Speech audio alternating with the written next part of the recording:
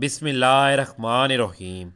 جو بوڑھے روزے نہیں رکھ سکتے گھر بیٹھ کر یہ صورت 7 بار پڑھ لیا کریں۔ حضرت محمد صلی اللہ علیہ وآلہ وسلم نے فرمایا، محترم ناظرین، جو بوڑھے روزے نہیں رکھ سکتے اللہ کی رحمت کے دروازے ان کے لیے بند نہیں ہوتے، کیونکہ رمضان المبارک کا مہینہ ایمان والوں کے لیے رحمت، مغفرت اور جہنم سے نجات کا پیغام لے کر آتا ہے۔ یہ وہ مقدس مہینہ ہے جس میں اللہ تعالیٰ نے روزے کو فرض قرار دیا اور اسے تقوی حاصل کرنے کا ذریعہ بنایا۔ قرآن مجید میں ارشاد ہوتا ہے، یعنی اے ایمان والو، تم پر روزے فرض کیے گئے جیسے تم سے پہلے لوگوں پر فرض کیے گئے تھے تاکہ تم متقی بن جاؤ۔ لیکن اس صورت میں اللہ تعالیٰ اپنی رحمت اور آسانی کا دروازہ بھی کھول دیتا ہے۔ فرمایا، ترجمہ: پس تم میں سے جو شخص بیمار ہو یا سفر پر ہو تو وہ دوسرے دنوں میں اتنی ہی گنتی پوری کر لے۔ یعنی اگر کوئی شخص بیماری یا سفر کی وجہ سے رمضان کے روزے نہ رکھ سکے تو وہ بعد میں اتنے ہی روزے رکھ کر تعداد پوری کر لے۔ یہ آیت اسلام کی آسانی اور رحمت کو واضح کرتی ہے کہ اللہ تعالیٰ بندوں پر سختی نہیں کرتا بلکہ حالات کے مطابق سہولت عطا فرماتا ہے۔ اللہ تعالیٰ کی طاقت اور انسانی کمزوری کا بیان۔ اگر کوئی شخص بیماری، کمزوری یا بڑھاپے کی وجہ سے روزے نہیں رکھ سکتا تو شریعت اس کے لیے آسانی فراہم کرتی ہے۔ یہی اسلام کی خوبصورتی ہے۔ یہ دین سختی کا نہیں بلکہ رحمت کا دین ہے۔ بوڑھے افراد جو عمر کے اس حصے میں پہنچ چکے ہوتے ہیں جہاں جسم کمزور ہو جاتا ہے، شوگر، بلڈ پریشر، دل کی بیماریاں یا دیگر امراض لاحق ہو جاتی ہیں، ان کے لیے روزے رکھنا بعض اوقات نقصان دہ ہو سکتا ہے۔ ایسے افراد کے لیے قرآن نے فدیہ کا حکم بیان فرمایا، یعنی جو لوگ روزے رکھنے کی طاقت نہ رکھتے ہوں وہ فدیہ دیں، ایک مسکین کو کھانا کھلانا۔ یہ آیت اس بات کی دلیل ہے کہ اللہ تعالیٰ نے بوڑھے اور کمزور بندوں کو محروم نہیں کیا بلکہ ان کے لیے متبادل راستہ رکھا ہے۔ رمضان کے فضائل اور روحانیت۔ ناظرین، رمضان المبارک کا مہینہ اپنے اندر بے شمار برکتیں، رحمتیں اور نور سموئے ہوئے ہوتا ہے۔ یہ وہ مہینہ ہے جس میں زمین و آسمان کے دروازے کھول دیے جاتے ہیں، شیاطین کو جکڑ دیا جاتا ہے اور اللہ تعالیٰ اپنے بندوں کی طرف خاص رحمت کی نظر فرماتا ہے۔ ہر دن، ہر رات، ہر گھڑی اپنے اندر ایک نئی شان رکھتی ہے، لیکن رمضان کے ابتدائی ایام خصوصاً دلوں کو جھنجھوڑ دینے والے ہوتے ہیں۔ ان کی روحانی تاثیر اور بھی بڑھ جاتی ہے کیونکہ یہ ابتدائی ایام ایک نئے آغاز کی علامت ہوتے ہیں اور رمضان کے دن رحمتوں کی بارش کا پیغام لے کر آتے ہیں۔ یہ بندے کے لیے نئی زندگی، نئی امید اور نئی برکتوں کا دروازہ کھول دیتے ہیں۔ روایت میں آتا ہے کہ رسول اللہ صلی اللہ علیہ وآلہ وسلم نے قرآن کریم کی بعض آیات کی خاص فضیلت بیان فرمائی اور کچھ ایام و اوقات کو قبولیت کے خاص لمحات قرار دیا۔ جب کوئی آیت کسی مخصوص دن یا وقت کے ساتھ منسوب ہو جائے تو اس کی روحانی تاثیر کئی گنا بڑھ جاتی ہے۔ رمضان المبارک کا دوسرا عشرہ، جو کہ مغفرت کا عشرہ ہے، اللہ کی خصوصی عنایات کا مظہر ہوتا ہے۔ یہ ایام گویا بندے کو دوہری سعادت نصیب فرماتے ہیں۔ ان دنوں اگر کوئی بندہ قرآن پاک کی اس سورت مبارکہ کی 7 مرتبہ تلاوت کر لیتا ہے، اگر وہ روزہ رکھنے کی استطاعت نہ بھی رکھتا ہو تو اسے اجر و ثواب دگنا عطا کیا جاتا ہے۔ قرآن کا زندہ معجزہ اور انسانی اصلاح۔ ناظرین، قرآن کریم صرف الفاظ کا مجموعہ نہیں بلکہ زندہ معجزہ ہے۔ اس کی ہر ایک آیت نور ہے، ہدایت ہے، شفا ہے اور رحمت ہے۔ جب بندہ خلوص دل سے کسی صورت کو پڑھتا ہے تو الفاظ سیدھے عرش تک پہنچتے ہیں، فرشتے اس کے گرد جمع ہو جاتے ہیں اور اللہ تعالیٰ اس بندے پر اپنی خاص نظر و کرم فرماتا ہے۔ تصور کیجئے کہ جب ایک مومن وضو کی حالت میں قبلہ رخ بیٹھ کر اس مبارک صورت کی تلاوت کرتا ہے تو کیسی نورانی فضا قائم ہوتی ہے۔ اس کے گھر میں سکون اترتا ہے، دل کی بے چینی ختم ہوتی ہے اور رزق، صحت، عزت اور برکت کے دروازے کھلنے لگتے ہیں۔ یہ دنیا آزمائش کی جگہ ہے۔ ہر شخص کسی نہ کسی پریشانی، تنگی، بیماری یا مشکل میں مبتلا ہے۔ کوئی رزق کے لیے فکر مند ہے، کوئی اولاد کے لیے دعا گو ہے، کوئی صحت کی بحالی چاہتا ہے، کوئی سکون قلب کا طلبگار ہے۔ ایسے میں اگر نبی کریم صلی اللہ علیہ وآلہ وسلم کی طرف سے کسی مخصوص صورت کے پڑھنے کی فضیلت بیان ہو جائے تو یہ مومن کے لیے بہت بڑی خوشخبری ہے، کیونکہ آپ صلی اللہ علیہ وآلہ وسلم کی زبان مبارک سے نکلا ہوا ہر لفظ سچ اور حق ہے۔ جب آپ صلی اللہ علیہ وآلہ وسلم کسی عمل کی برکت بیان فرمائے تو اس میں یقیناً دنیا و آخرت کی بھلائی پوشیدہ ہوتی ہے۔ قرآن پاک میں آتا ہے کہ ہم نے انہیں رسول بنایا، خوشخبریاں سنانے اور آگاہ کرنے والے، تاکہ رسولوں کے بھیجنے کے بعد اللہ تعالیٰ پر لوگوں کی کوئی حجت اور الزام رہ نہ جائے۔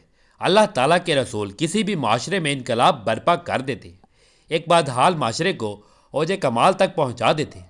رسولوں کی تعلیمات پر چلنے والے کی آخرت کے ساتھ دنیا بھی سنور جاتی ہے۔ تاریخ یہ بتاتی ہے کہ عرب کا بدترین معاشرہ محمدی تعلیمات کی روشنی سے منور ہو کر چند ہی دہائیوں میں دنیا کی صالح ترین قوم بن گیا۔ اسلام پر عمل کرنے سے انہیں دین کی برکت کے ساتھ دنیا میں بھی عظمت نصیب ہوئی۔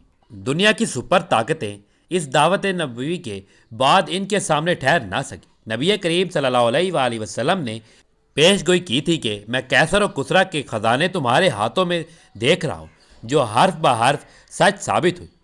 دل کی مرکزیت اور کلمہ و توحید۔ رسولوں کی دعوت لوگوں کو اللہ سے جوڑنے کے لیے ہوتی ہے، دنیا سے بے رغبتی اور اللہ کی رضا کے ہر دم حصول کی جد و جہد۔ دنیا کی رنگینیوں میں مگن ہونے اور دنیا بنانے کے بجائے اپنے خالق کے حقوق کی ادائیگی کی طرف متوجہ کرنا۔ جب دل کی دنیا بدلتی ہے، ہدف و منزل بدلتی ہے، تو دنیا کے مفادات انسان کو ہچ نظر آنے لگتے ہیں۔ انسان میں اس کا دل ہی سب سے مرکزی حیثیت رکھتا ہے، جو ایمان کا مبنی و مرکز ہے۔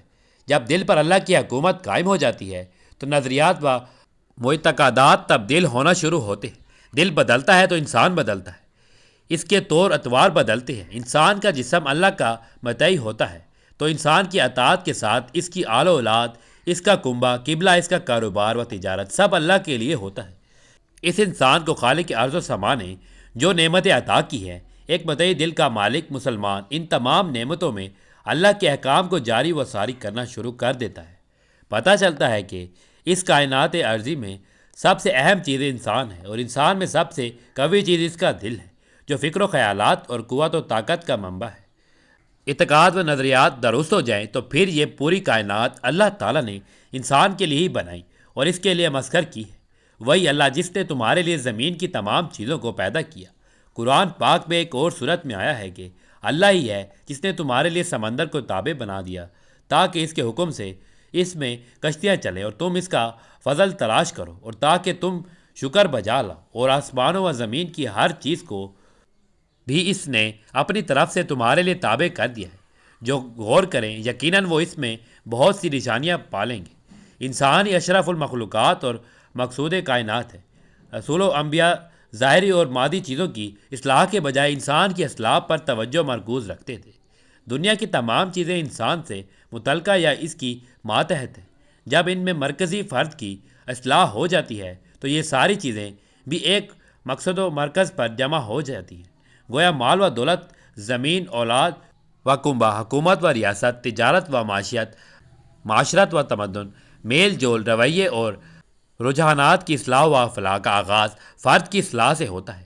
اگر ان تمام چیزوں کی بنیادی اکائی درست اور صالح نہیں ہو تو مجموعی و اجتماعی کیوں کر صالحیت و ابدیت پر قائم ہوگا انسان کی اصلاح اور دنیاوی ترقی۔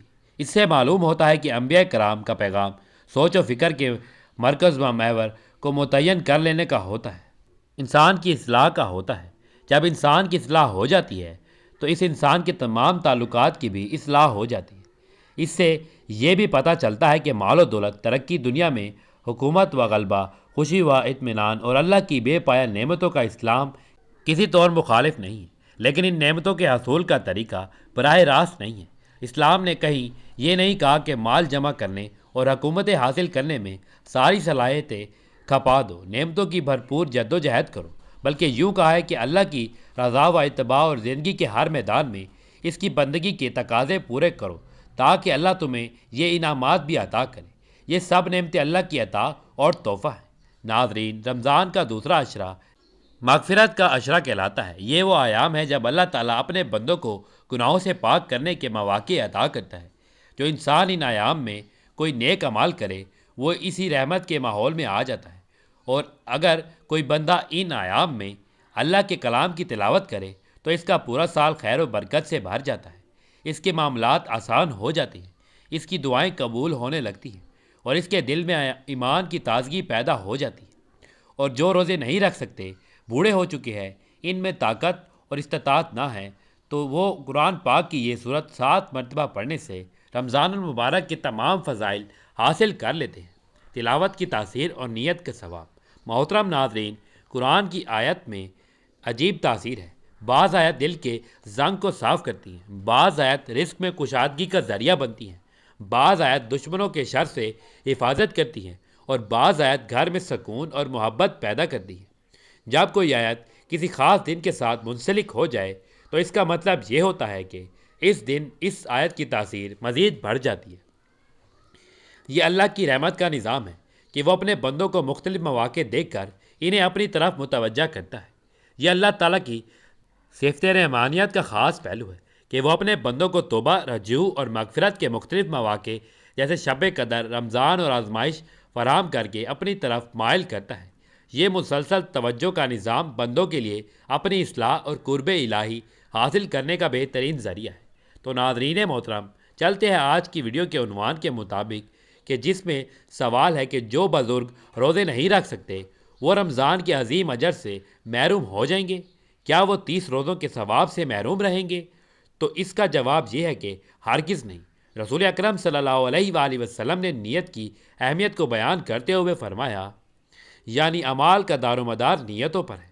اگر کسی بوڑھے شخص کے دل میں یہ حسرت ہو کہ یا اللہ اگر میں طاقتور ہوتا تو روزہ رکھتا، تو اس کی سچی نیت اسے اجر دلا سکتی ہے۔ حدیث میں آتا ہے کہ اگر بندہ کسی بیماری یا عذر کی وجہ سے وہ عمل نہ کر سکے جو وہ معمول کے مطابق کیا کرتا تھا تو اللہ تعالیٰ اسے وہی اجر عطا فرماتا ہے۔ یہ اللہ کی رحمت کا کتنا بڑا اعلان ہے۔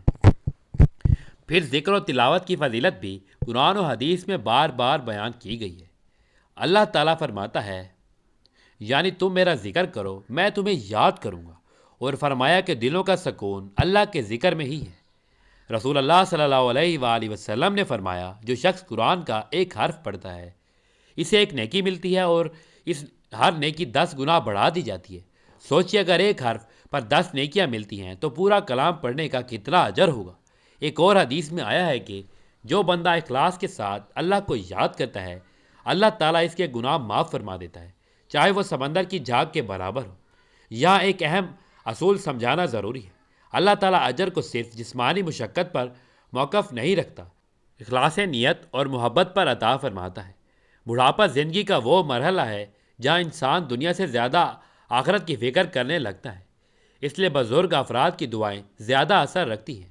حدیث میں آتا ہے کہ 3 قسم کے لوگوں کی دعا رد نہیں کی جاتی، ان میں ایک مظلوم اور ایک روزے دار بھی ہے۔ اگر کوئی بزرگ روزہ نہ رکھ سکے لیکن دن بھر اللہ کا ذکر کرتا رہے، تلاوت کرتا رہے، استغفار کرتا رہے، تو کیا اللہ اس کی محنت کو ضائع کرے گا؟ ہرگز نہیں۔ قرآن میں اللہ تعالیٰ فرماتا ہے، یعنی جو ایک نیکی لائے گا اسے 10 گنا اجر ملے گا۔ اب ذرا غور کریں، اگر کوئی بزرگ اخلاص کے ساتھ گھر بیٹھ کر اللہ کا کلام پڑھے، استغفار کرے، درود شریف پڑھے، نفل ادا کرے، تو اس کے لیے اجر کے دروازے کیوں بند ہوں گے؟ رسول اللہ صلی اللہ علیہ وآلہ وسلم نے فرمایا، رمضان آیا تو جنت کے دروازے کھول دیے جاتے ہیں، جہنم کے دروازے بند کر دیے جاتے ہیں، اور شیاطین کو جکڑ دیا جاتا ہے۔ یہ اعلان سب کے لیے ہے، بوڑھے، جوان، بیمار، کمزور، سب کے لیے۔ وظیفہ اور طریقہ تلاوت۔ تو ناظرین، آپ کو بتاتے ہیں اس صورت کے بارے میں۔ جو شخص بوڑھے ہو چکے ہیں اور روزہ رکھنے کی ان میں طاقت نہیں، استطاعت نہیں ہے، تو وہ ماہ رمضان میں روزانہ 7 مرتبہ اس صورت کی تلاوت کر لیں۔ انشاءاللہ ان کو روزے کی طرح اجر و ثواب ملے گا۔ اس صورت کی تلاوت وہ لوگ ماہ رمضان میں روزانہ کسی بھی وقت کر سکتے ہیں۔ اگر کسی نماز کے بعد پڑھنا چاہیں تب بھی پڑھ سکتے ہیں، ورنہ جب جہاں جیسے ان کو وقت مل جائے وہ یہ عمل کر سکتے ہیں۔ اس کے لیے سب سے پہلے آپ نے حضور پاک صلی اللہ علیہ وآلہ وسلم کی ذات اقدس پر درود پاک کا نذرانہ پیش کرنا ہے۔ درود پاک آپ کوئی سا بھی پڑھ سکتے ہیں۔ ایک بار ثواب کی نیت سے میرے ساتھ بھی درود پاک پڑھ لیں۔ اللہم صلی علی محمد وعلی آل محمد کما صلیت علی ابراہیم وعلی آل ابراہیم انک حمید مجید۔ اللہم بارک علی محمد وعلی آل محمد کما بارکت علی ابراہیم وعلی آل ابراہیم انک حمید مجید۔ درود پاک پڑھنے کے بعد آپ نے یہ آیت پڑھنی ہے، فدا ربہ انی مغلوب فانتصر۔ یہ آیت آپ نے 41 مرتبہ پڑھنی ہے، اور اس کے بعد آپ نے 7 مرتبہ یہ 7 آیت والی صورت یعنی سورت فاتحہ کی تلاوت کرنی ہے۔ بسم اللہ الرحمن الرحیم۔ الحمدللہ رب العالمین الرحمن الرحیم مالک یوم الدین ایاک نعبد و ایاک نستعین اہدنا الصراط المستقیم صراط الذین انعمت علیہم غیر المغضوب علیہم ولا الضالین آمین۔ 7 مرتبہ سورۃ فاتحہ پڑھنے کے بعد آپ نے یہ ایک تسبیح استغفر اللہ کی پڑھنی ہے اور آخر میں پھر دوبارہ درود پاک پڑھنا ہے جو شروع میں پڑھا تھا۔ تو جو بزرگ روزہ نہیں رکھ سکتے وہ قرآن پڑھ کر ہزاروں نیکیاں حاصل کر سکتے ہیں۔ کیا واقعی عظیم اجر مل سکتا ہے؟ حدیث میں آیا ہے کہ بعض اعمال کا اجر کئی گنا بڑھا دیا جاتا ہے، خاص طور پر رمضان میں۔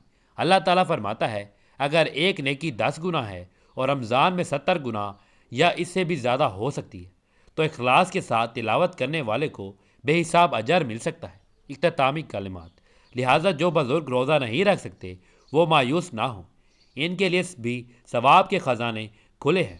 وہ گھر بیٹھ کر قرآن کی تلاوت کریں، درود پڑھیں، استغفار کریں، نوافل ادا کریں، صدقہ دیں، فدیہ ادا کریں اور اخلاص کے ساتھ اللہ سے مانگیں۔ اللہ تعالیٰ دلوں کو حال جانتا ہے، وہ نیتوں کو دیکھتا ہے، وہ کمزوروں کو بھی عبادت میں بدل دیتا ہے۔ یہ پیغام ان لاکھوں بزرگوں کے لیے ہے جو بیماری یا بڑھاپے کی وجہ سے روزہ نہیں رکھ سکتے اور دل میں افسوس کرتے ہیں۔ یاد رکھیے اللہ آپ کی حسرت کو بھی عبادت بنا سکتا ہے۔ رمضان صرف بھوکا رہنے کا نام نہیں بلکہ دل کو اللہ کے سامنے جھکانے کا نام ہے۔ اگر دل جھک گیا، آنکھ نم ہو گئی، زبان پر ذکر جاری ہو تو انشاءاللہ اجر کے دروازے کھل جائیں گے۔ اللہ تعالی ہم سب کو اخلاص، سچی نیت اور اپنی رضا کی طلب عطا فرمائے اور ہمیں اپنی رحمت کے سائے میں جگہ دے، آمین۔ میری اللہ تعالیٰ سے دعا ہے کہ اللہ تعالیٰ میرا سنانا اور آپ کا سننا اپنی پاک بارگاہ الہی میں قبول و منظور فرمائے۔ اللہ تعالیٰ نیکی کی بات کو سننے، سمجھنے اور اس پر عمل کرنے کی طاقت اور توفیق عطا فرمائے، آمین ثم آمین۔ ناظرین، آپ سے گزارش ہے کہ اپنے رزق میں برکت، وسعت اور کشادگی کے لیے اللہ تعالیٰ کے 99 ناموں میں سے کوئی ایک نام لکھ کر کمنٹ سیکشن میں ضرور شیئر کریں۔ اللہ تعالیٰ ہم سب کا حامی و ناصر ہو، آمین۔ جزاک اللہ۔